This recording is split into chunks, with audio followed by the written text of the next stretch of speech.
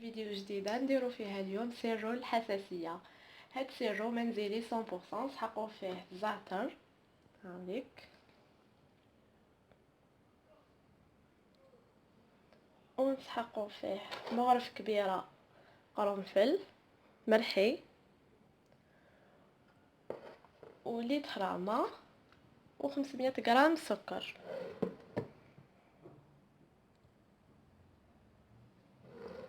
الوغ نجيبو كسرونه نفرغو فيها لتر ماء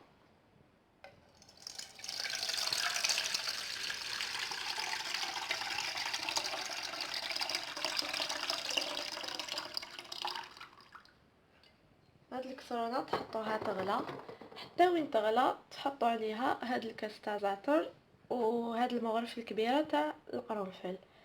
ندو الماء تاعنا يغلى ونعاود نولي. ما غلى الماء تاعنا نجيو نديرو فيه الكاس تاع زعتر، هاوليك، هادو، ونزيدو له مغرف كبيره قرنفل، ها هي، نخليوه يغلي حتى 15 دقيقه ومن بعد نروحو نصفيوه ونزيدو له السكر ونولي ليكم.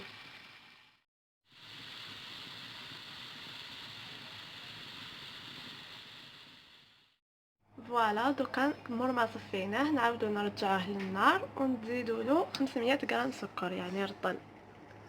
فوالا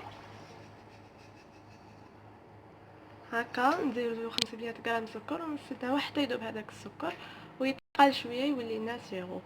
ونبداو نحركوه شويه. فوالا نجيب هكا سباتول ونحرك هذاك السكر باش ما ينفقليش.